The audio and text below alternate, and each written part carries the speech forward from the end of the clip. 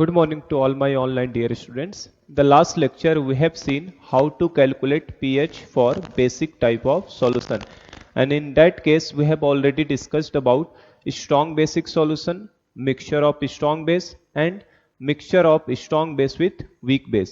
और उसके ऊपर मैंने आपको एक न्यूमेरिकल दिया था स्ट्रॉन्ग बेस का वीक बेस के मिक्सचर के साथ।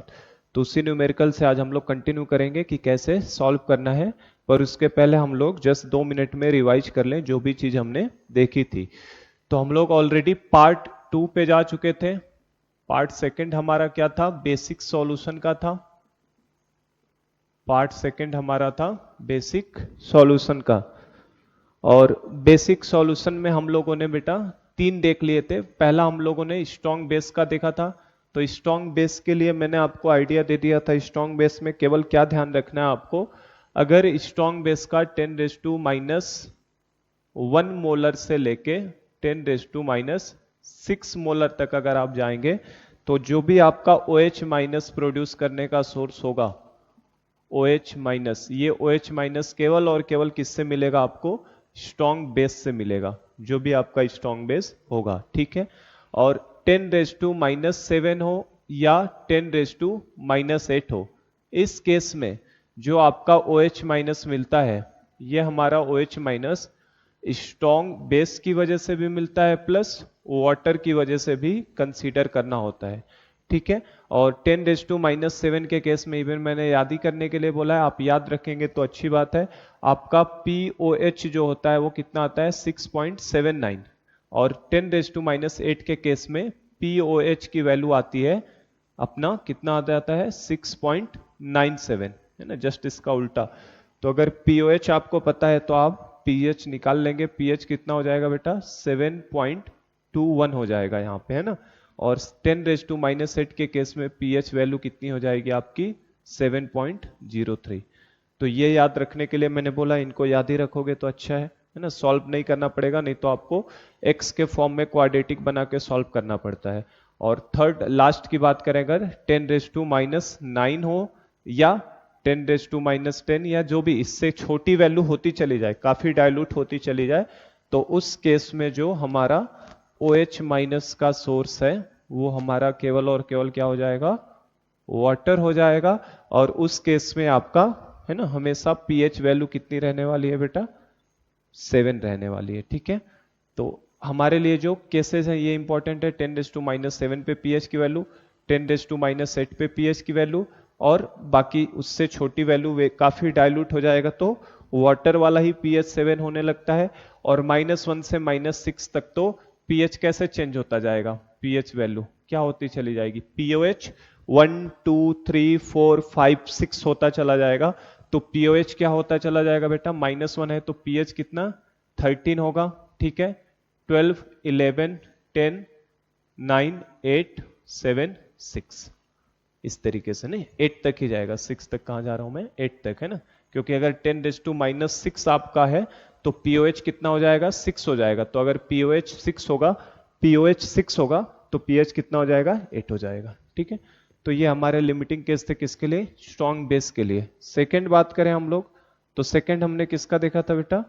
मिक्सचर ऑफ स्ट्रॉन्ग बेस देखा था हमने। ठीक है, और मिक्सचर ऑफ स्ट्रॉन्ग बेस में हमें सिर्फ फॉर्मूले से जाना होता है। कंसंट्रेशन ऑफ OH- अगर हमसे पूछ ले तो जितने भी आयंस है ना, जितने भी हैं सभी स्ट्रॉन्ग बेस से OH- को ले लेते हैं, unless one of the given solution is very dilute. अगर कोई काफी डाइल्यूट होगा तो उसका OH- को नेग्लेक्ट कर दिया जाएगा। तो summation of MI/VI upon summation of VI। तो बस इस फॉर्मूले को लगा के और यहां से हम लोग कैलकुलेट कर लेते हैं। इस पे क्वेश्चन वैसे ही रहता है, वॉल्यूम दिया हुआ रहेगा और हमारे पास उस बेस का नेचर रहेगा, मतलब स्ट्रॉन्ग बेस होगा, वो मिक्सचर है ना, तो उसकी मोलरिटी मतलब कंसंट्रेशन दिया होगा, वॉल्यूम दिया होगा, तो आप इस फॉर्मूले की हेल्प से निकाल सकते हैं। हमने ऑलरेडी क्वेश्चन लगा लिया इसके ऊपर। और थर्ड केस की बात करूं तो थर्ड केस हमारा किसके रिस्पेक्ट में होता है? वो भी मिक्सचर ही होता है, लेकिन किसका होता है? स्ट्रॉन्ग बेस विथ, नहीं, हम लोगों ने वीक बेस देखा था। थर्ड केस में हमने क्या देखा है? वीक बेस को देखा था। तो वीक बेस की बात करो तो वीक बेस के अंदर है ना, मैंने शायद mixture of strong base with weak base बोला है, हमने वीक बेस देखा था, mixture of strong base with weak base आज की क्लास में देखेंगे। तो वीक बेस में हमने क्या देखा था, वीक बेस जब भी आएगा तो वीक बेस के बारे में हमें केबी और सी ये दो चीजें क्या रहेंगी गिवन, केबी और सी, केबी मतलब उसका क्या है डिसोसिएशन कांस्टेंट और सी उसका कंसंट्रेशन, और अल्फा, अल्फा जो रहेगा ये हमारे लिए क्या रहेगा अननोन, अल्फा क्या रहेगा अननोन।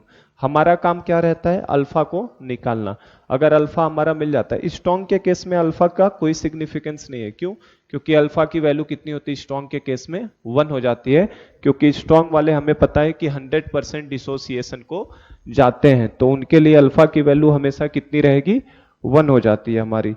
लेकिन वीक बेस के केस में अल्फा की वैल्यू 1 के बराबर नहीं होगी, तो कैसे निकालते हैं, तो अल्फा का आइडिया मैंने दिया है आपको, अल्फा निकालने के लिए आपको क्या निकालना पड़ता है केबी बाई सी का रेशियो, अल्फा पता करने के लिए हम लोग केबी सी दिया है उसका क्या ले लेते हैं रेशियो। अब इसमें भी दो पॉसिबिलिटी मैंने बताई थी, हो सकता है केबी बाई सी का रेशियो लेस देन और इक्वल टू 25 इंटू 10⁻⁻⁴ हो जाए, है ना, या हो सकता है कि ये वैल्यू 25 इंटू 10⁻⁻⁴ से बड़ी हो जाए। ये मैंने वैल्यू क्यों ली थी, क्योंकि इस पे 5% आता है अल्फा की वैल्यू, तो अगर ये छोटा हो जाता है तो उस केस में डायरेक्ट मैंने बताया अल्फा इज इक्वल टू क्या लगा देते हैं हम लोग अंडर रूट में के बी अपॉन सी, और ये फॉर्मूला ओस्टवाल डायलूशन वाले फॉर्मूले से ही आता है अपने पास, ठीक है ना। तो अल्फा मिल जाएगा, और एक बार अल्फा मिल गया तो आप concentration of O H minus तो निकाल ही लोगे, क्या होता है सी इंटू अल्फा, तो सी इंटू अल्फा जैसे ही करेंगे तो कितना आ जाएगा अंडर रूट में के बी इंटू सी, ठीक है। तो ये ओ एच माइनस का फॉर्मूला यहां तक हो रहा है कवर, तो ये हमारा फॉर्मूला हो जाता है अंडर रूट में के बी इंटू सी, ठीक है, ओ एच माइनस का। और अगर ये 25 से बड़ी वैल्यू आ जाती है तो उस केस में हमारा अल्फा नेग्लिजिबल नहीं होगा। इस केस में क्या हुआ है बेटा, हमने 1 माइनस अल्फा को अप्रोक्सीमेट 1 ले लिया है ना, इस केस में नेग्लिजिबल हो जाता। लेकिन ये इस केस में हमें मजबूरी में क्वाड्रेटिक से जाना पड़ेगा, और क्वाड्रेटिक क्या है C alpha square upon 1 minus alpha. तो यहां से पहले हमें अल्फा कैलकुलेट करना पड़ेगा, के बी सी की वैल्यू दिया है तो सी को इधर ले आओगे तो K B upon C is equal to alpha square upon 1 minus alpha. तो पहले अल्फा कैलकुलेट करोगे, और एक बार अल्फा मिल गया तो अल्फा मिलते ही हम लोग ओ एच माइनस कैसे निकालेंगे सी इंटू अल्फा से, तो आप यहाँ पे ओ एच माइनस सी इंटू अल्फा लगा के निकाल सकते हैं। तो हम लोगों ने वीक बेस का क्वेश्चन लास्ट क्लास में मैंने दिया था, तो आई होप कि आपने ट्राई किया होगा, एडवांस लेवल का प्रॉब्लम है वो, है ना, अच्छा प्रॉब्लम है, तो उसे हम लोग सॉल्व करते हैं आज की क्लास में। तो बस आपको ये चीजें हमने पढ़ी है, इनको दिमाग में रखो, सारे क्वेश्चन हो जाएंगे, ठीक है। तो चलो हम लोग जो लास्ट क्लास में वीक बेस का क्वेश्चन लिया था हमने उसे देखते हैं। वीक बेस के ऊपर जो न्यूमेरिकल लिया है हमने, तो एक न्यूमेरिकल मैंने ऑलरेडी आपको करवाया था वीक बेस में। क्वेश्चन क्या था हमारा, calculate pH of A solution having 0.1 molar NH4OH, और उसके केबी की वैल्यू भी दी थी। तो मैंने आपको केबी दे दिया था उसका 10⁻⁻⁵, और उसको 0.1 मोलर दिया था, तो हमने केबी बाई सी कैलकुलेट किया था जो कि छोटा आ रहा था इस वैल्यू से, तो हमने डायरेक्ट इस फॉर्मूले को लगा के सॉल्व कर लिया था, है ना। तो चलो, तो एक न्यूमेरिकल मैंने और दिया था आपको, मैंने कहा था अगर एसिडिक वाली चीजें हमें पता है तो बेसिक वाला पूरा का पूरा उसी का क्या होता है जस्ट कंप्लीटली मिरर इमेज है। एक बार एसिडिक का अगर H+ निकालना हमने सीखा है तो बेसिक में कहीं दिक्कत आने वाली नहीं है। तो जो न्यूमेरिकल हमारा था उस न्यूमेरिकल को मैं लिख देता हूं। हम लोगों ने क्वेश्चन लिया था how much CH3NH2 methyl amine, है ना, और मैंने बताया था मिथाइल एमीन जो होगा अमोनिया से अच्छा लुईस बेस होगा, क्यों, क्योंकि प्लस आई ग्रुप लगा है ना मिथाइल का, तो प्लस आई लगेगा। तो हाउ मच CH3NH2, तो इसको हम लोग with respect to ionic equilibrium कैसे पता करेंगे अच्छा बेस है, क्योंकि इसके केबी की वैल्यू अमोनियम हाइड्रोक्साइड NH4OH से क्या होगी थोड़ी ज्यादा होगी, तो इसके केबी की वैल्यू जो है बेटा 10⁻⁻⁴ है, उसके केबी की वैल्यू 10⁻⁻⁵, एग्जैक्टली वो 1.8 इंटू 10⁻⁻⁵ होता है। पर मैं सिंप्लिसिटी के लिए उसको दे रहा हूँ, आप बस उस पर लॉग लगाना रहेगा, है ना, इसलिए मैं वो डेटा नहीं ले रहा हूँ। के बी कितना हो गया 10⁻⁴, ये किसका है CH3NH2 की वैल्यू।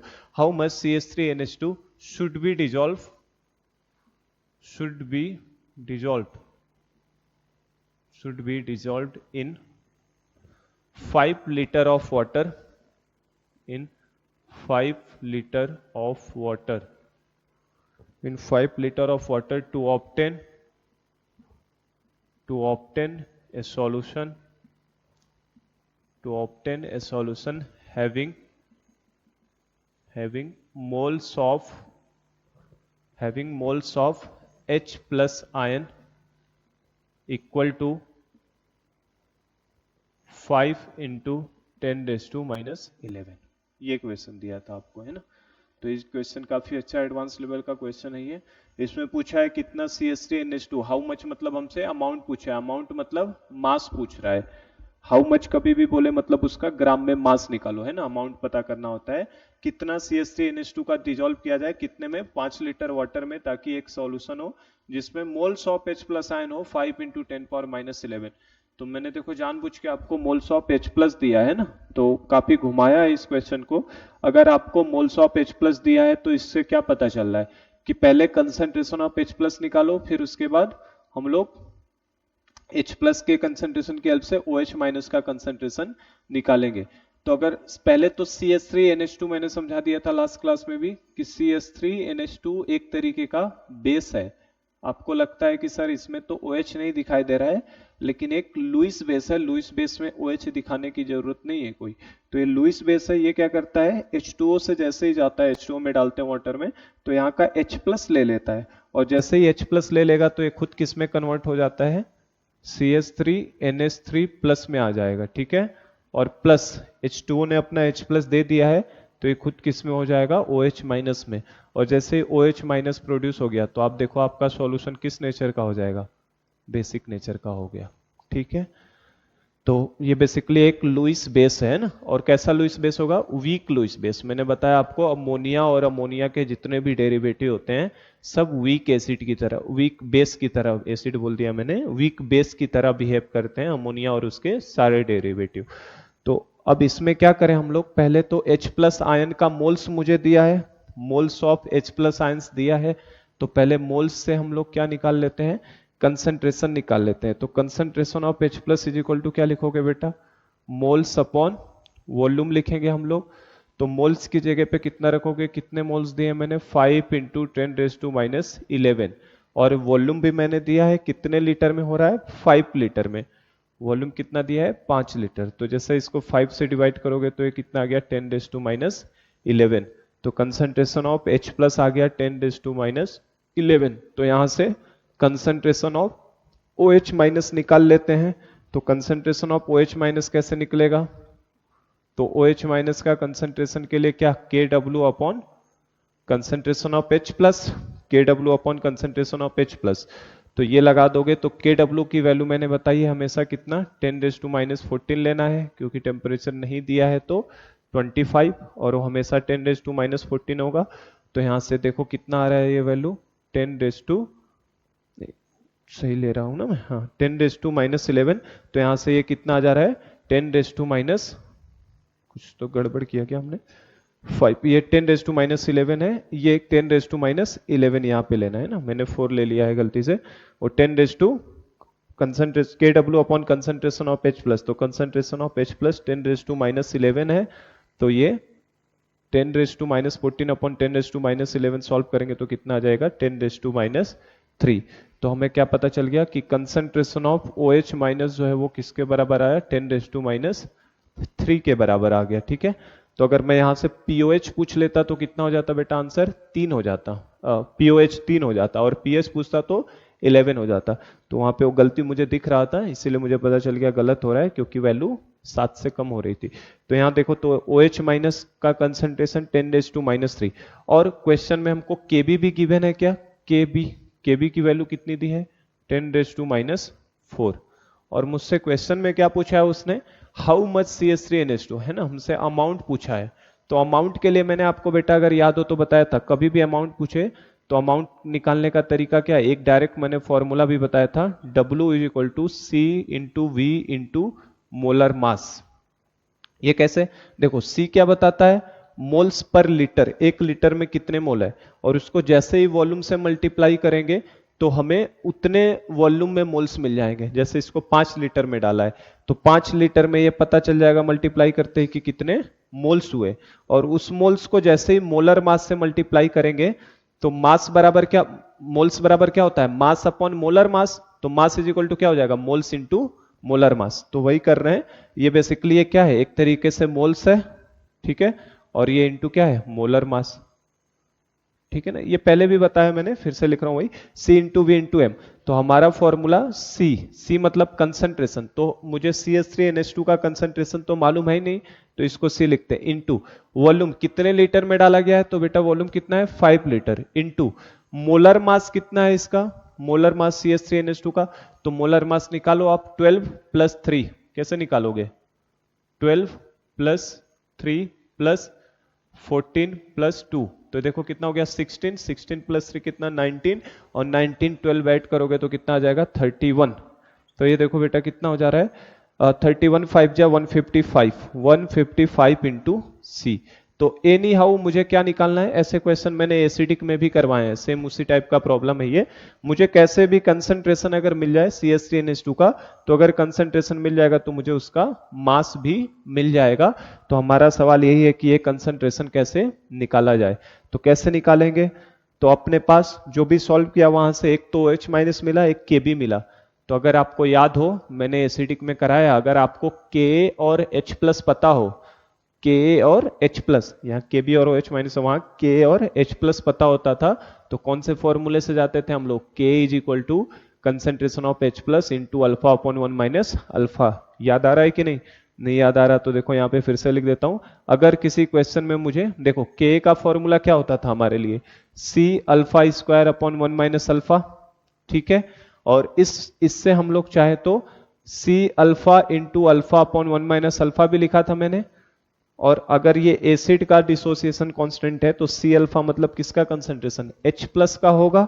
तो यहां से बेटा मैंने फॉर्मूला आपको एक डायरेक्ट बताया था कि Ka is equal to C alpha की जगह पे हम लोग क्या लिख सकते हैं, concentration of H plus into alpha upon 1 minus alpha. ये फॉर्मूला ऑलरेडी मैंने आपको बताया है एसिडिक में।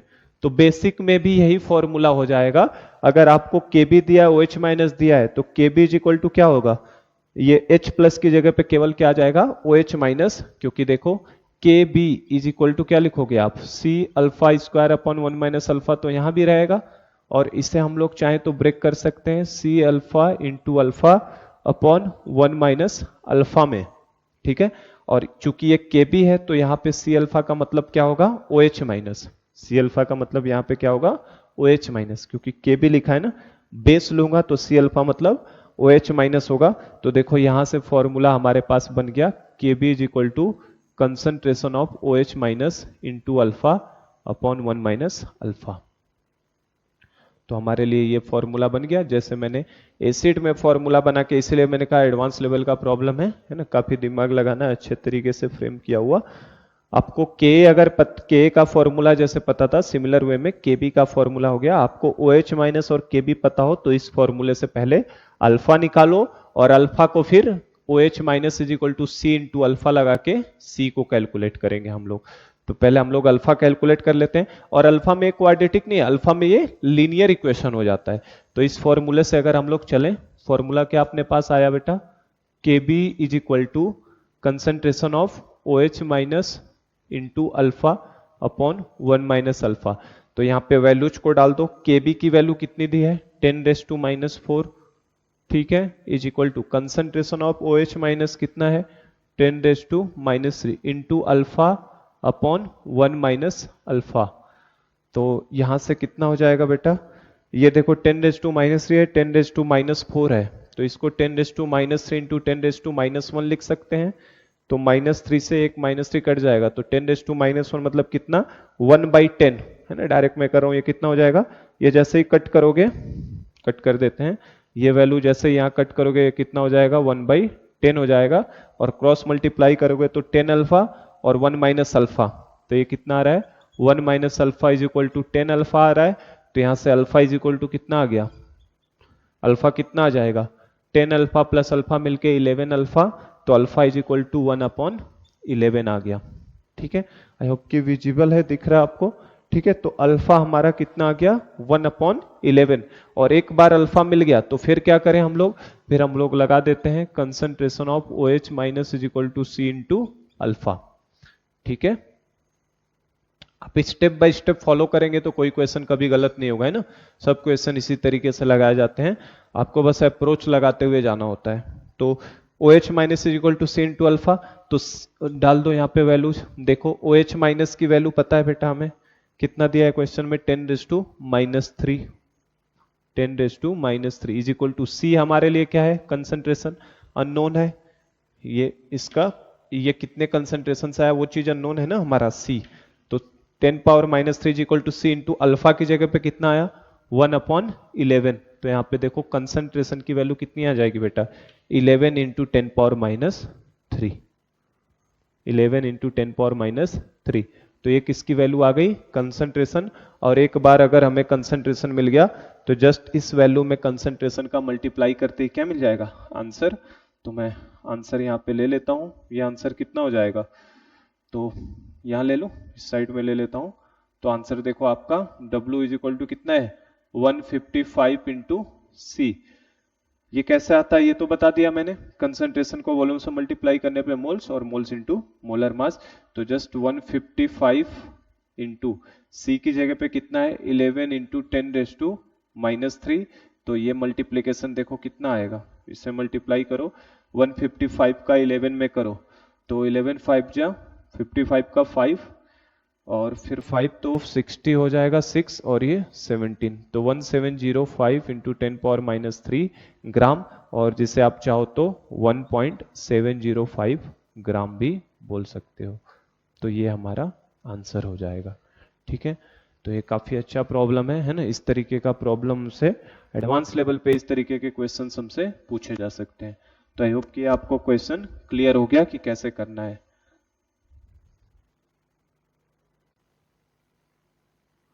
चलो, तो ये क्वेश्चन हमारा इस तरीके से क्लियर हो गया बेटा कैसे करना है। तो नेक्स्ट हम लोग आते हैं अपना नेक्स्ट टॉपिक के ऊपर। ये हमारा कौन सा था, वीक बेस का था। नेक्स्ट है हमारा mixture of weak base with strong base. Week base को स्ट्रॉन्ग बेस के साथ जब मिक्स कर देंगे तब क्या होगा,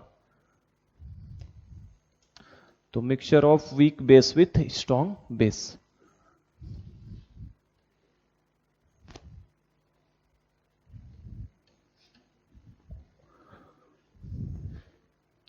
चलो, तो फोर्थ है अपने पास, फोर्थ कैटेगरी है अपने पास mixture of weak base plus strong base. कि जब आप वीक बेस को स्ट्रॉन्ग बेस के साथ मिक्स करते हैं तो क्या होगा।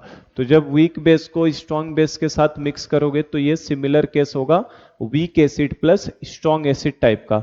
Weak acid plus strong acid के मिक्सचर में हमने क्या सीखा था कि जो कॉमन आयन बनेगा, कॉमन आयन तो आना ही आना है, इसी पे समझते हुए चलते हैं। कॉमन आयन क्या आने वाला है बेटा OH माइनस वीक बेस और स्ट्रॉन्ग बेस में। और क्या कॉमन आयन इफेक्ट लगेगा, तो कॉमन आयन इफेक्ट भी लगने वाला है। किसके ऊपर लगता है, वीक के ऊपर लगता है, स्ट्रॉन्ग पे कभी भी कॉमन आयन इफेक्ट नहीं लगेगा। तो कॉमन आयन इफेक्ट लग गया किसके ऊपर, वीक बेस के ऊपर। और कॉमन आयन हमारा क्या है यहाँ पे OH माइनस है। तो अब क्या होगा, क्या हम लोग Kb is equal to C alpha square upon 1 minus alpha, ये फॉर्मूला यहाँ पे हम लोग यूज कर सकते हैं क्या, तो ये फॉर्मूला यहाँ पे एप्लीकेबल नहीं होगा। क्यों नहीं होगा, क्योंकि कॉमन आयन इफेक्ट के केस में ये फॉर्मूला डेराइव कैसे होता है, जब C alpha into C alpha करते हैं। लेकिन जब कॉमन आयन इफेक्ट लग जाएगा तो दोनों का कंसेंट्रेशन सेम होने वाला नहीं है, तो ये एप्लीकेबल नहीं है। तो आखिर कैसे सॉल्व होगा, तो Kb के हमें एक्सप्रेशन से जाना होता है, और एक्सप्रेशन क्या होगा इसका बेटा B plus into OH minus divided by concentration of BOH। अगर मैं वीक बेस को BOH नाम दे देता हूं, वीक बेस का नाम अगर BOH दे दिया जाए तो उसका डिसोसिएशन कांस्टेंट के बी कैसे लिखोगे, concentration of B plus into O H minus upon B O H. B plus और ओ एच माइनस का कंसंट्रेशन कॉमन आयन इफेक्ट अगर लग गया तो ये दोनों कभी सेम होने वाला नहीं है। अगर ये दोनों सेम होता तब तो C alpha square upon 1 minus alpha applicable होता, लेकिन इन दोनों का कंसंट्रेशन चूंकि सेम नहीं है तो हम लोग ये फॉर्मूला यहाँ पे यूज नहीं कर सकते हैं। ठीक है, तो b plus into O H minus upon B O H, तो आपको इस एक्सप्रेशन से जाना होगा। ठीक, पहली चीज। दूसरी कि सेम जो हमारा एजम्पन्स होता था स्ट्रॉन्ग एसिड और वीक एसिड के मिक्सचर में, क्या होता था एजम्पन कि जो भी H प्लस आता है वो स्ट्रॉन्ग एसिड से आता है। क्यों? क्योंकि वीक एसिड का डिसोसिएशन स्ट्रॉन्ग एसिड के प्रेजेंस में नेग्लिजिबल हो जाता है।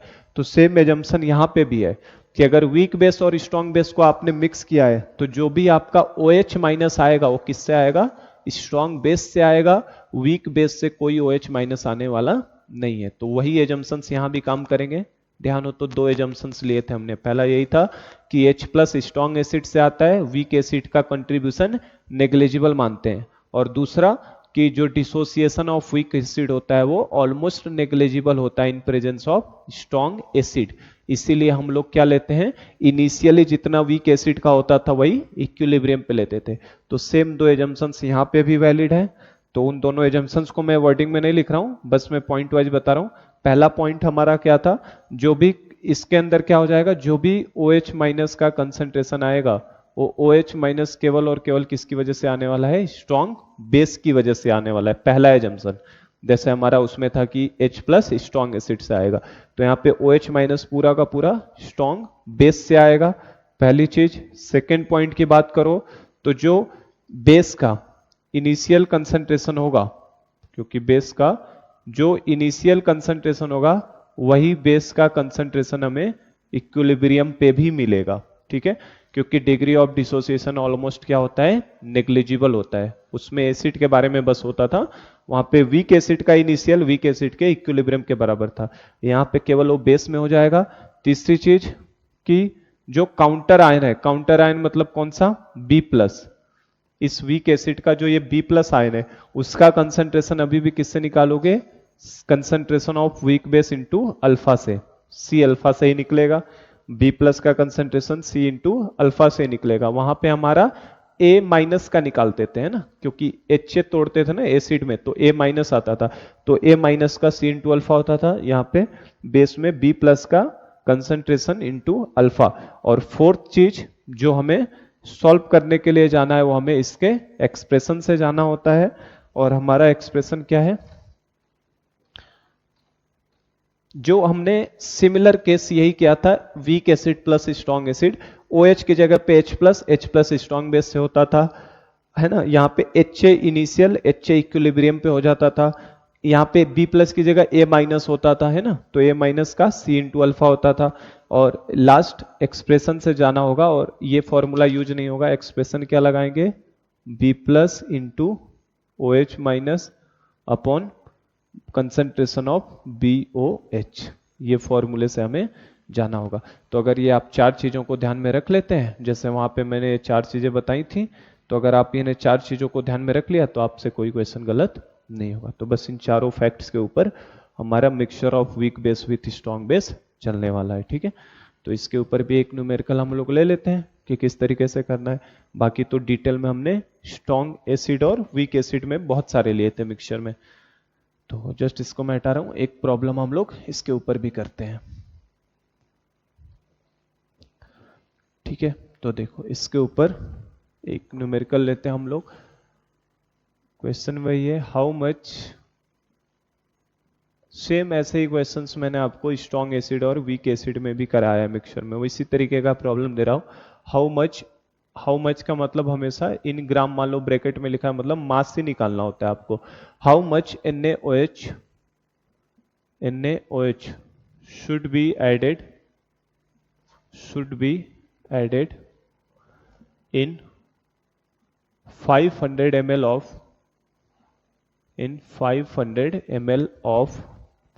0.1 molar NH4OH और हमें पता है NaOH एक स्ट्रॉन्ग बेस है ना, और NH4OH एक वीक बेस है। तो जैसे ही NH4OH दिया है, देखो उसका Kb तुरंत दिया है, लेकिन NaOH का कोई Kb गिवन नहीं है। तो जिसका नहीं दिया होता वो तो स्ट्रॉन्ग होता है, और वीक का हमेशा गिवन होगा। तो 0.1 मोलर NH4OH, और Kb की वैल्यू इसकी 10⁻⁻5 दी है। How much NaOH should be added in 500 ml of 0.1 molar NH4OH such that so that contain solution contain concentration of NH4 plus ion such that solution contain concentration of NH4 plus ion equal to 10⁻⁵। ठीक है, ये question है हमारा। How much NaOH should be added in 500 ml of 0.1 molar NaOH so that solution contain concentration of NH4 plus equal to 10⁻⁵। तो अभी यहाँ पे concentration अलग है, 0.1 मोलर NH4 है ना, और बाद में उसको C इंटू अल्फा से निकालते। अगर NaOH मौजूद नहीं रहता और मुझसे पूछा जाता है NH4 प्लस का कंसंट्रेशन बताओ, तो C इंटू अल्फा से निकालते ना, और C इंटू अल्फा लगाते आप। तो देखो पहले तो आप Kb अपॉन सी निकालते, फिर Kb अपॉन सी से आप देखते तो ये वैल्यू क्या आ रही है, छोटी आ रही है ना। तो हम लोग C इंटू अल्फा मतलब alpha is equal to under root में Kb बाई सी डायरेक्ट लगा देते, तो ये अंडर रूट में Kb इंटू सी हो जाता है इसका कंसेंट्रेशन। तो 10⁻⁵ मतलब वो 10⁻² आता है ना। समझ रहे हो क्या करूं? अगर ये एब्सेंट होता, NaOH प्रेजेंट नहीं होता, और केवल मेरा सवाल यही होता कि इसका NH4 प्लस का कंसंट्रेशन बनाओ, तो कितना कंसंट्रेशन आता आपका, है ना। तो कैसे निकालते, Kb अपॉन सी कर लेते पहले, तो 10⁻⁵ अपॉन 0.1 कितना आता है 10⁻⁻4, जो कि 25 इंटू 10⁻⁴ से छोटा है। तो हम लोग alpha is equal to under root में Kb बाई सी लगा लेते हैं। ठीक है, जैसे कर ले क्या, इसे भी देखो। अगर मैं पूछूं इन एब्सेंस ऑफ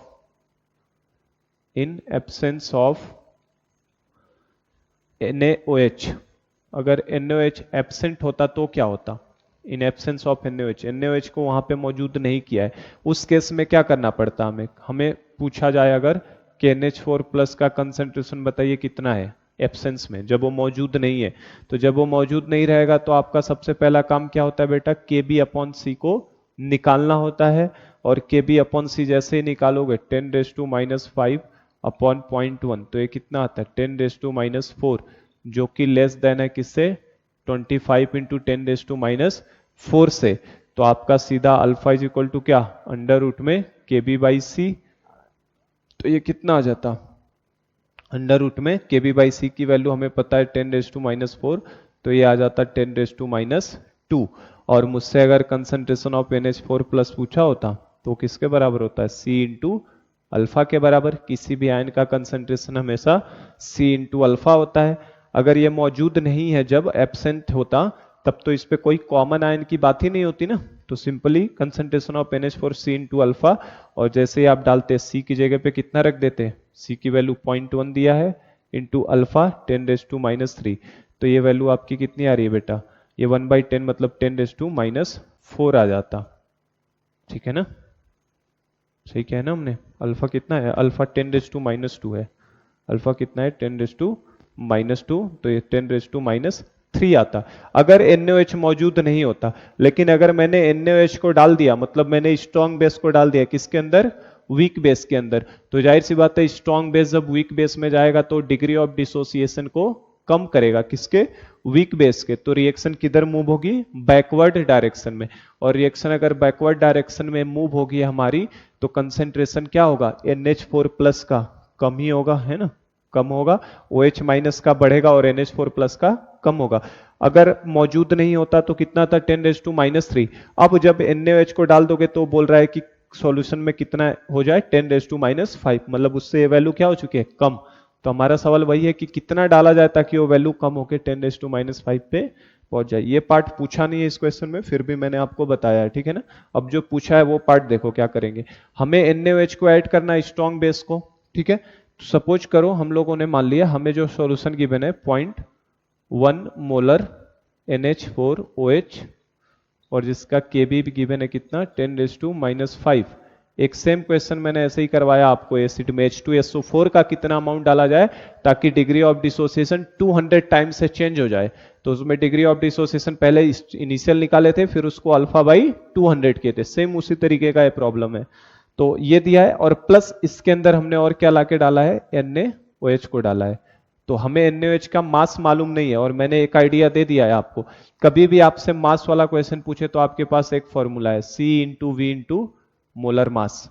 तो अगर मुझे कंसंट्रेशन मालूम है क्या, NaOH का कंसंट्रेशन नहीं, यही अननोन होगा। वॉल्यूम मालूम है, कितने में डालना है उसको, 500 ml में। तो 500 ml को लीटर में चेंज करो तो कितना हो जाएगा, 1/2 लीटर इंटू मोलर मास NaOH का कितना होगा बेटा, 23 प्लस 16 प्लस 1, तो कितना हो जाएगा, ये 40 हो जाएगा। ठीक है ना।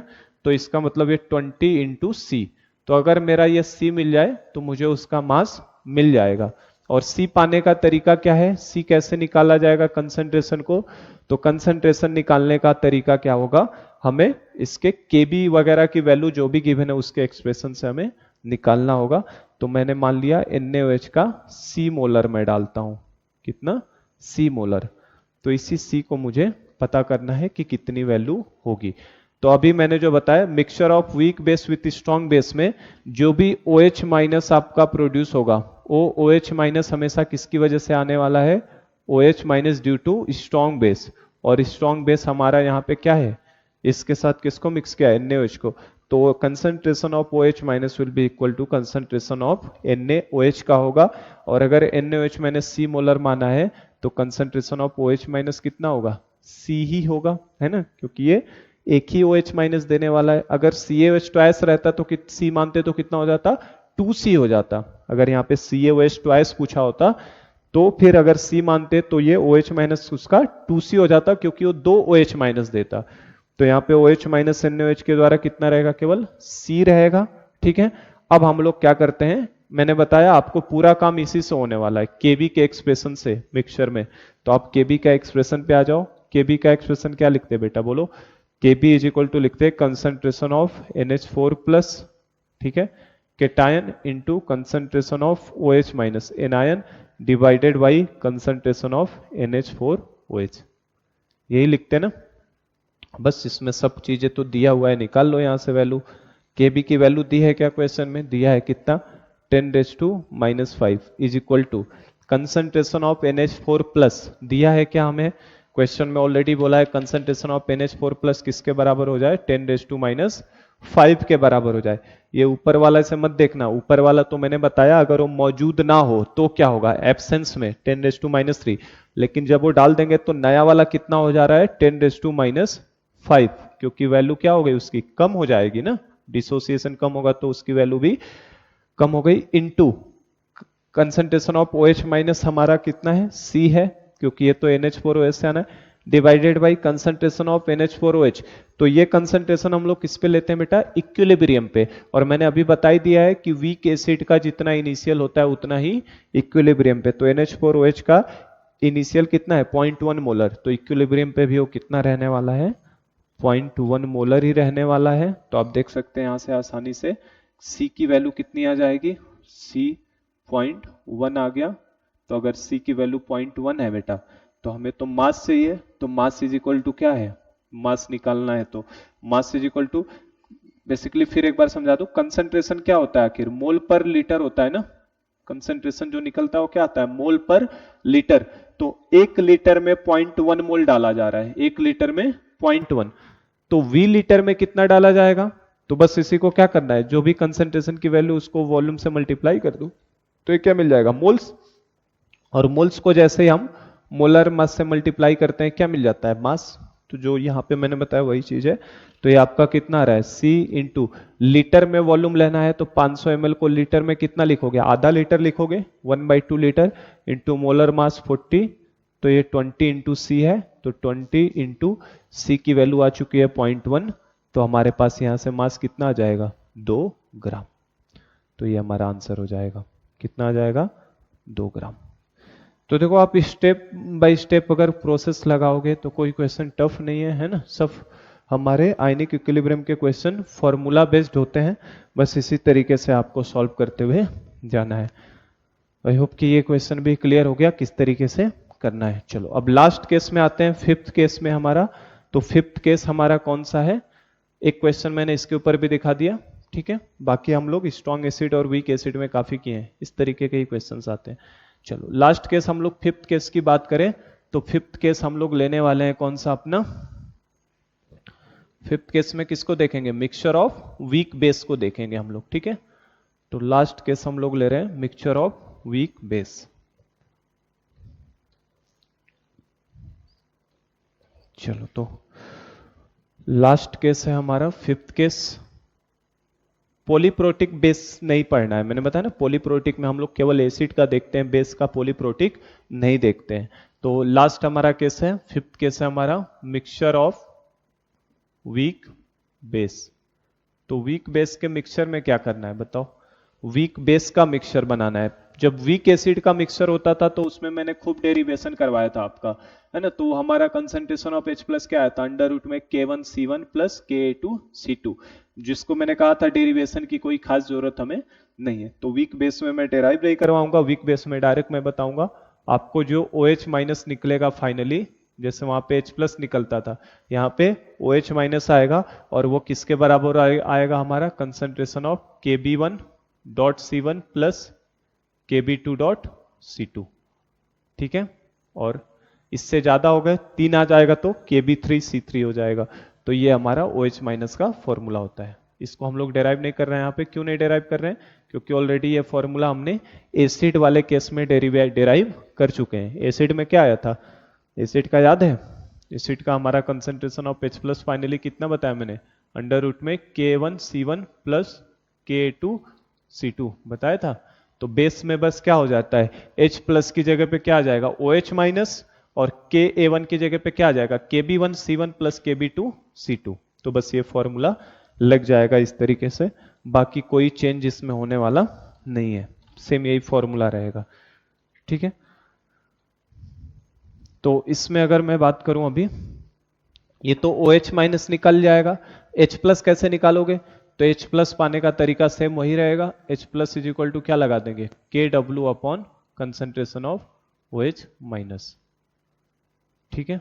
तो इससे हम लोग H प्लस निकाल लेंगे, है ना। क्योंकि हमने देखा है कॉमनली क्या बच्चे करते हैं, है ना, अभी तो ऑनलाइन चल रहा है क्लास, जब क्लासरूम में हम लोग रहते हैं तो उस समय कहते हैं सर ये बेसिक सॉल्यूशन है तो इसमें H प्लस कहाँ से आएगा, है ना। तो मैं बार बार वही बात बोल रहा हूँ, H प्लस और OH माइनस तो जीवन साथी हैं, वो कभी एक दूसरे का साथ छोड़ेंगे ही नहीं। जहां पे OH माइनस है वहां पे H प्लस तो रहेगा ही रहेगा। ये अलग बात है कि अगर सॉल्यूशन बेसिक होगा तो OH माइनस का कंसंट्रेशन ज्यादा हो जाएगा किससे, H प्लस से, है ना। और एसिडिक रहेगा तो H प्लस ज्यादा हो जाएगा OH माइनस से, लेकिन रहेंगे तो दोनों ही। ऐसा नहीं है कि बेस का सॉल्यूशन है तो सर H प्लस कहां से, पीएच कहां से, होगा ही होगा, वो तो रहना ही है रहना। लेकिन ये बात है कि H प्लस कम रहता है बेसिक में, OH माइनस ज्यादा होता है, और एसिडिक में H प्लस ज्यादा होता है और OH माइनस कम होता है। तो इसके ऊपर भी जस्ट एक न्यूमेरिकल हम लोग करेंगे, ठीक है। Mixture of strong, mixture of weak base के ऊपर फॉर्मूला, ये डेरिवेशन पे मैं नहीं जा रहा हूं, लास्ट क्लास में मैंने इसको डेराइव करवाया एसिड के लिए, तो बेस का डायरेक्ट मैं बता रहा हूं फॉर्मूला। क्वेश्चन हमें दे रहा है calculate pH of A solution, calculate pH of A solution obtain by mixing, obtain by mixing,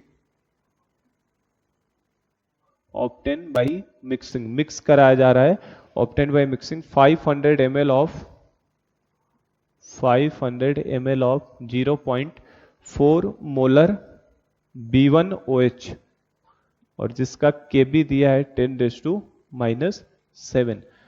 pH of A solution obtain by mixing 500 ml of 0.4 molar B1OH, Kb दिया है 10⁻⁷, and 1500 ml of 1500 ml of 0.8/3 molar, 0.8/3 molar B2OH, ठीक है। 0.8/3 B2OH, मैं ऐसा data दे रहा हूं calculation थोड़ा easy जाए। 0.8/3 मोलर B2OH, और जिसका Kb हमें दिया है 4 × 10⁻⁷, ठीक है। तो ये क्वेश्चन को आप एक ट्राई दे सकते हैं कि कैसे करना है, फिर मैं सॉल्व कर रहा हूँ इसे। पीएच निकालना है एक सॉल्यूशन का जो मिक्स किया जा रहा है 500 ml 0.4 मोलर B1OH को, केबी दिया है 1500 ml ऑफ 0.8/3 B2H जिसका केबी दिया हुआ है आपको। ठीक है, चलो तो आपने शायद सॉल्व कर लिया, ट्राई कर लीजिए एक बार। करना क्या है इसमें, तो आप सीधा KB1 की जगह पे ये वैल्यू, KB2 की जगह पे ये वैल्यू, C1 की जगह आपने 0.4 और C2 की जगह पे 0.8/3 लिखा होगा, तो आपका आंसर गलत है ना। क्यों गलत है ऐसे, अगर डायरेक्ट डाला है तो आंसर क्यों गलत है। तो बेटा मैं बार बार बोल रहा हूं, अगर आपको क्वेश्चन में वॉल्यूम गिवन होगा, कभी भी अगर आपको वॉल्यूम गिवन है और दो अलग अलग वॉल्यूम को अगर आपने मिक्स कराया है तो आपका कंसंट्रेशन चेंज होगा, कंसंट्रेशन सेम रहने वाला नहीं है। ऐसा प्रॉब्लम मैंने पहले भी कराया आपको। अगर वॉल्यूम किसी क्वेश्चन में दे देगा तो वहां पे हमें सबसे पहले नया कंसंट्रेशन निकालना पड़ता है by using the formula, dilution formula, M1V1 बराबर M2V2।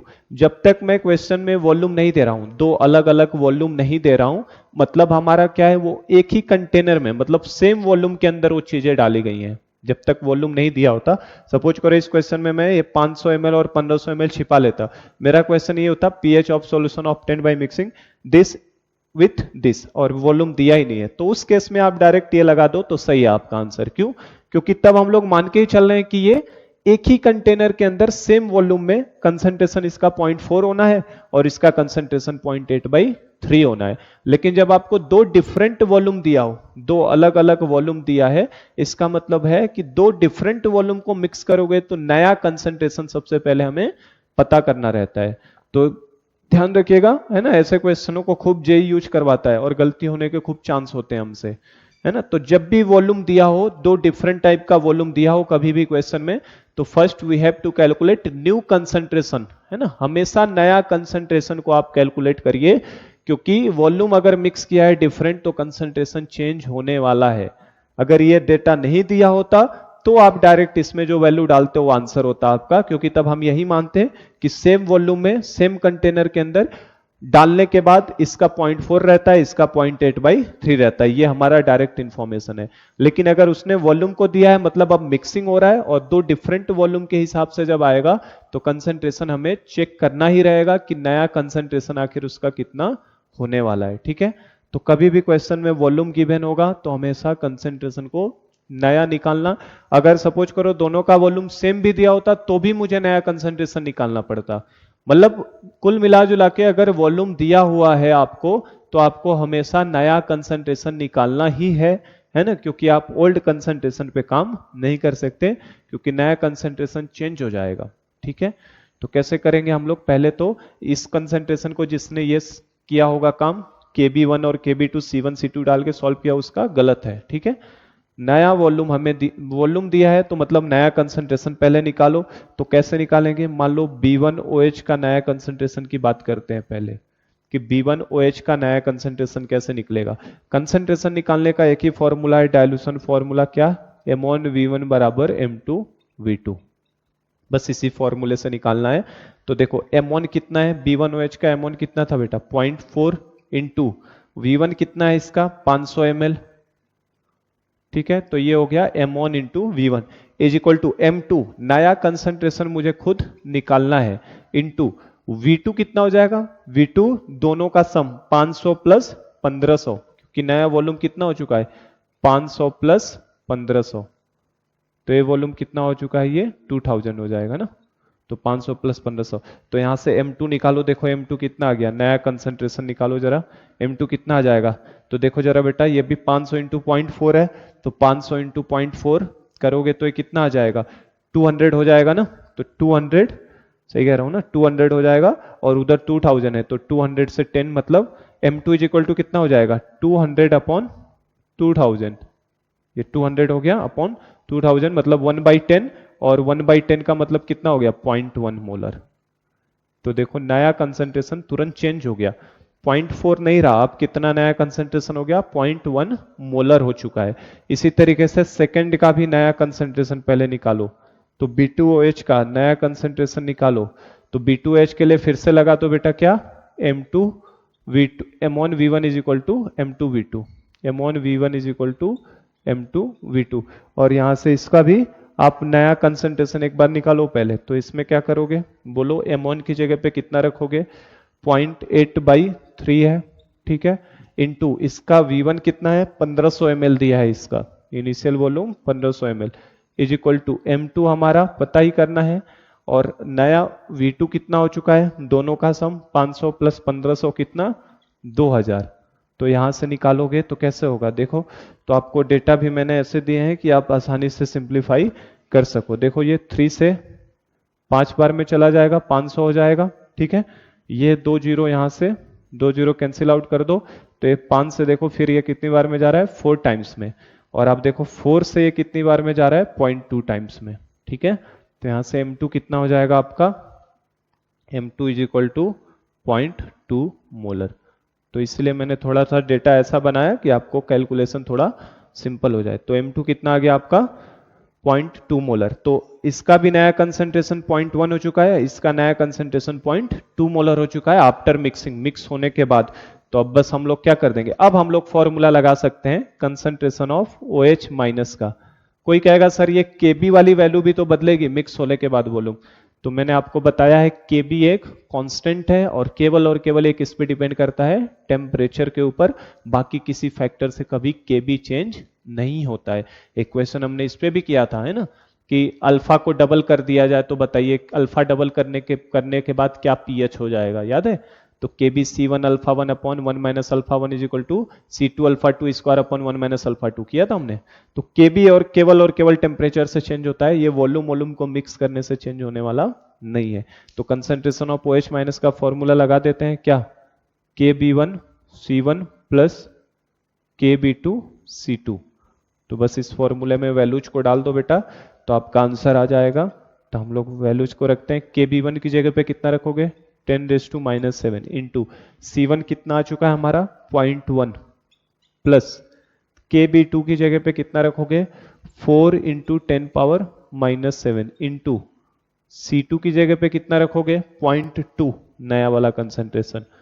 तो इसे भी देखो सिंप्लीफाई करते हैं, कवर हो रहा है ना, इतना नहीं कट रहा है, ठीक है। तो ये देखो ये कितना आ रहा है यहाँ से, तो ये अंडर रूट में हमारा कितना हो जाएगा, 10⁻⁻7 को 0.1 से मल्टीप्लाई करोगे तो कितना आएगा 10⁻⁻6, ठीक है ना, ये 10⁻⁻8। उस दिन की तरह गलत कैलकुलेशन हो रहा है, उस दिन भी मैंने 10⁻⁻7 और 0.1 को 10⁻6 ले लिया था, तो PS 3 हो गया था, ध्यान है, तो उस दिन भी गलत हो गया था, आज भी मुझसे गलती हो रहा था, अभी सही कर दिया। 10⁻⁻7 इंटू 0.1 कितना होगा 10⁻⁸ प्लस 4 इंटू 0.2 करोगे तो कितना हो जाएगा 0.8, तो 0.8 इंटू 10⁻⁻7, तो इसको भी हम लोग 8 इंटू 10⁻⁸ तो लिख ही लेंगे, 8 इंटू 10⁻⁸। तो देखो आपको कैलकुलेशन भी मैंने ऐसे डेटा दिया है कि आसानी से सॉल्व हो जाए। तो 10⁻⁸ कॉमन हो जाएगा, तो 8 प्लस 1 मिलके कितना हो गया 9, तो 9 इंटू 10⁻⁸, अंडर रूट में कितना 9 इंटू 10⁻⁸। तो यहां से हमारा, यहां कर दो, नीचे का शायद लाइन नहीं आ रहा है आपका, क्या आ रहा है उसमें, लिखते हैं नीचे का आ रहा है क्या, तो ये आपका कंसंट्रेशन ऑफ OH माइनस कितना आ जाएगा बेटा, यहां से अंडर रूट में 9 इंटू 10⁻⁸ है, तो ये कितना आ जाएगा 3 इंटू 10⁻⁴ आ जाएगा, ठीक है आ रहा है, चलो। तो ये 3 इंटू 10⁻⁴ आ जाएगा, तो अगर ये आ गया तो यहां से क्या निकल जाएगा बेटा, पहले POH निकाल लो। तो POH कितना हो जाएगा बोलो, क्या बताया मैंने, POH जो 10 के निगेटिव पावर होता है उसको आगे ले लेते हैं, तो कितना 4, 10 के निगेटिव पावर को आगे माइनस जो नंबर होता है उसके ऊपर लॉग लगा दो, तो 4 माइनस लॉग 3 की वैल्यू हमें याद होनी चाहिए कितनी 0.48, तो 4 में से 0.48 जाएगा तो कितना आ जाएगा 3.52 आएगा ना, 3.52 सही सही घटाया ना मैंने, करोगे तो 60 होगा, 0.48 माइनस करोगे तो कितना आ जाएगा 3.52। तो अगर POH 3.52 है बेटा, तो pH कितना हो जाएगा, pH हमसे तो क्वेश्चन में pH पूछा है ना, तो pH कितना हो जाएगा 14 माइनस 0.52, क्योंकि दोनों का सम तो 14 होना है, तो 14 माइनस 0.52, तो ये करोगे तो कितना हो जाएगा आपका 10.48 हो जाएगा ना, क्यों कि 11.48 हो जाएगा, 11.48 हो जाएगा, 10 ही होगा ना, सही है, 10.48 हो जाएगा। तो 10.48 इस सॉल्यूशन का पीएच आ जाएगा मिक्सिंग का। ठीक है, 10.48 में सम कर लो जरा, तो कितना हो जाएगा 11 और 11 3 14। ठीक है, तो 10.48 विल बी द आंसर। ठीक है, तो हमने last case mixture of weak base का भी हमने कंप्लीट कर लिया है। एक मुझे वॉल्यूम चेंज वाला दिखाना था, वो मैंने दिखा दिया। सिर्फ एसिडिक सॉल्यूशन में भी अगर वॉल्यूम दिया होता, मैंने जो एसिडिक में कराया था उसमें मैंने वॉल्यूम देखना नहीं दिया है, अलग अलग है ना, उसमें मैंने बस C1 C2 और K1 K2 दिया था, है ना, K1 और K2 दिया था। लेकिन इसमें मैंने एक वॉल्यूम वाला भी करके दिखाया कि अगर वॉल्यूम को चेंज करेगा तो किस तरीके से करना है। ठीक है, तो यहां पे हमारा बेटा दो पार्ट कंप्लीट हो जाते हैं, एसिडिक सॉल्यूशन का और बेसिक सॉल्यूशन का। पार्ट 3 जो है हमारा वो क्या है, mixture of strong mixture of acid and base, कि एसिड और बेस को मिक्स करेंगे तो क्या होगा। तो पार्ट 3 तो मैं अभी नहीं आज शुरू कर रहा हूं, बस एक चीज और मैं इसमें बता देता हूं, छोटा सा एक और चीज हमसे पूछा जाता है ना, इवन वो हमें पता ही होना चाहिए पर छोटा सा है टॉपिक, हमसे कभी कभी रिलेटिव स्ट्रेंथ पूछ लेता है, तो उससे भी बस एक फॉर्मूला है, उसे ध्यान रखना, है ना, ये छोटा सा ही टॉपिक है, बस हमें एक लाइन का, हमसे relative strength of weak acid oblique weak base. ठीक है, हमसे कभी कभी relative strength of weak acid या वीक बेस का रिलेटिव स्ट्रेंथ को भी पूछ लेता है कि क्या होगा। तो उसके लिए देखो कुछ नहीं, एक फॉर्मूला होता है हमेशा, रिलेटिव स्ट्रेंथ कभी भी निकालना है आपको, relative strength is equal to, है ना, दो मान लो दो वीक एसिड हैं आपके, दोनों वीक एसिड का रिलेटिव स्ट्रेंथ आपको कंपेयर करना है, कौन ज्यादा अच्छा एसिड है कौन कम एसिड है। तो relative strength of two weak acids HA1 and HA2, मान लो मैंने एक का नाम HA1 दे दिया, दूसरे का नाम HA2 दे दिया, तो इनका रिलेटिव स्ट्रेंथ कैसे निकाला जाता है, तो जो जितना ज्यादा एसिड, देखो वो एसिड उतना अच्छा माना जाता है जो जितना ज्यादा H प्लस देता है, तो H प्लस ऑफ एसिड 1, ठीक है, कितना एसिड 1 दे रहा है, divided by H plus of acid 2, acid 1 ने कितना H प्लस दिया है और एसिड 2 ने कितना H प्लस दिया है, उसी का बस हमें क्या ले लेना होता है, रेशियो ले लेना होता है, और जैसे इन दोनों का रेशियो ले लोगे आपको क्या मिल जाएगा, रिलेटिव स्ट्रेंथ मिल जाएगा। तो ये रेशियो कैसे निकाला जाता है, तो H प्लस का फॉर्मूला क्या होता है बेटा, C into alpha, H plus का फॉर्मूला क्या है, C इंटू अल्फा, तो concentration of acid 1 into alpha 1, alpha 1 मतलब एसिड 1 का है, ठीक है ना, ये समझ रहे हो क्या कर रहा हूं मैं, मैंने ये किया है कि दो एसिड माने हैं, जैसे हम लोगों ने सॉल्व किया था, HA1 मानोगे तो कैसे टूटेगा, H plus plus A1 minus में, तो इसका कंसंट्रेशन C1 मान लो, तो ये डैश हो जाएगा ये C1 minus C1 alpha 1, C1 alpha 1 और ये C1 अल्फा 1, अगर इसका डिग्री ऑफ डिसोसिएशन हमने अल्फा 1 माना होता तो।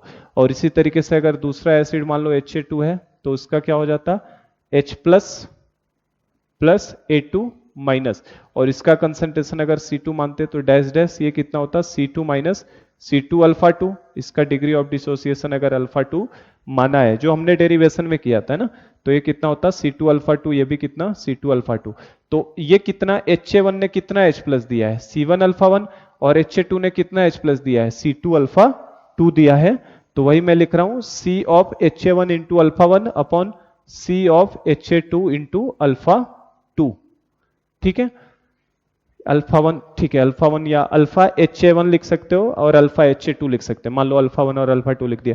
अब मुझे बताओ स्ट्रेंथ पता करनी है, रिलेटिव स्ट्रेंथ दोनों का, तो मैं क्या करूंगा, मान लो मुझे एसिटिक एसिड और फॉर्मिक एसिड मुझे पता करना है कौन अच्छा, ज्यादा अच्छा एसिड है ना, रिलेटिव स्ट्रेंथ क्या उनका, तो मैं क्या करूंगा, 5 मोल एसिटिक एसिड का 1 लीटर में मान लो डिजोल्व कर दिया मैंने, तो फॉर्मिक एसिड का भी 5 ही मोल 1 लीटर में डिजोल्व करूंगा, तभी तो मैं देखूंगा कि दोनों के अगर सेम अमाउंट में लेता हूं, सेम मोल लेता हूं, तो सेम मोल के लिए वो कितना हमारा प्रोड्यूस करते हैं H प्लस आयन को, मतलब कंसंट्रेशन दोनों का बेसिकली मैं क्या रखना चाहूंगा, सेम रखना चाहूंगा, तभी तो मैं चेक करूंगा किसका H प्लस कम है किसका ज्यादा है। तो हम लोगों को जनरली स्ट्रेंथ चेक करना है, तो हमारे पास concentration of HA1 will be equal to concentration of HA2, दोनों एसिड के कंसंट्रेशन को क्या हो जाएगा, सेम। फाइनली हमको फॉर्मूला ध्यान रखना है, तो इज इक्वल टू कितना आ जाएगा बेटा, alpha HA1 upon alpha HA2। इसको HA1 HA2 ही कर लेते हैं, HA1 और HA2। और अल्फा का फॉर्मूला मैंने अभी बताया आपको, अगर डिग्री ऑफ डिसोसिएशन 5% से कम हो तो क्या ले लेते हैं हम लोग अल्फा की जगह पे, क्या ले लिया जाता है, अल्फा का फॉर्मूला क्या हो जाता है फिर हमारा अंडर रूट में KB/C। तो नॉर्मली हमारा डिसोसिएशन वीक एसिड का रिलेटिव स्ट्रेंथ चेक करते हैं तो डिसोसिएशन नेग्लिजिबल लेते हैं। जनरल फॉर्मूला तो ये है रिलेटिव स्ट्रेंथ का, तो रिलेटिव स्ट्रेंथ का फॉर्मूला क्या है, relative strength of weak acid. तो वीक एसिड का फॉर्मूला क्या है जनरल हमारे पास, alpha of acid 1 upon alpha of acid 2। और जनरली क्या होता है, अल्फा अंडर रूट में KB/C है ना, अंडर रूट में KB बोलो, अंडर रूट में K/C होता है। अल्फा क्या होता है, अंडर रूट में K/C, और C चूंकि दोनों का जब आप सेम ले चुके हो तो इसे हम लोग अंडर रूट में KA1 अपॉन KA2 भी लिख सकते हैं। ठीक है, तो ये हो जाता है बस फॉर्मूला एक लाइन का। ठीक है, तो ये ध्यान रखना कि दो एसिड का अगर रिलेटिव स्ट्रेंथ कंपेयर करना है तो उसके लिए formula alpha H1 upon alpha H2, ये जनरल है। और जनरली हम लोग अल्फा इज इक्वल टू क्या लेते हैं, अल्फा इज इक्वल टू क्या होता है, alpha is equal to under root में K/C। तो KA1 अपॉन C1 और इसके लिए KA2 अपॉन C2 लिखोगे तो C तो दोनों का सेम है तो कैंसिल आउट हो जाएगा, तो क्या बचेगा, अंडर रूट में KA1 upon under root upon KA2। तो ये जनरल फॉर्मूला होता है बेटा दो वीक एसिड का स्ट्रेंथ कंपेयर करने का। ठीक है, और अगर बेस में कंपेयर करना है तो क्या हो जाएगा, मतलब जिसका K ज्यादा होता है वो ज्यादा अच्छा एसिड होता है, ये पहले भी मैंने लिखवाया आपको है ना। तो relative strength of weak acid, और अगर हमसे relative strength of weak base पूछ लिया तो क्या बोलोगे, relative strength of weak base, तो उसका फॉर्मूला क्या हो जाएगा, alpha of weak base 1 upon alpha of weak base 2। और ये भी जब हम लोग सिंप्लीफाई करेंगे तो ये भी कितना आ जाएगा, अंडर रूट में KB1, बेस के लिए B आ जाता है ना, अपॉन KB2। तो ये हमारा relative strength of weak base हो जाएगा।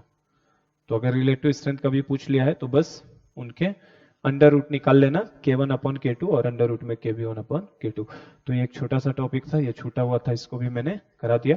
तो यहाँ पे हमारा पार्ट 1 और पार्ट 2 एसिडिक सॉल्यूशन का पीएच निकालना और बेसिक सॉल्यूशन का पीएच निकालना, दो पार्ट हमने पूरी तरह से कंप्लीट कर लिया है। ठीक है, हमारा पार्ट 3 आता है जिसमें एसिड और बेस को हम लोग एक साथ मिक्स करेंगे।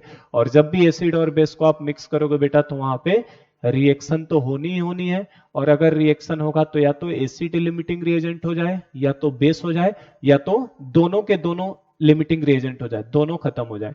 तो वहां पे क्या क्या केसेस पॉसिबल है उसको हम लोग नेक्स्ट क्लास में देखेंगे। तो नेक्स्ट क्लास में we will start from our part 3rd, that is the acid and base both are mixed together. So from here we will proceed in next class. Thank you.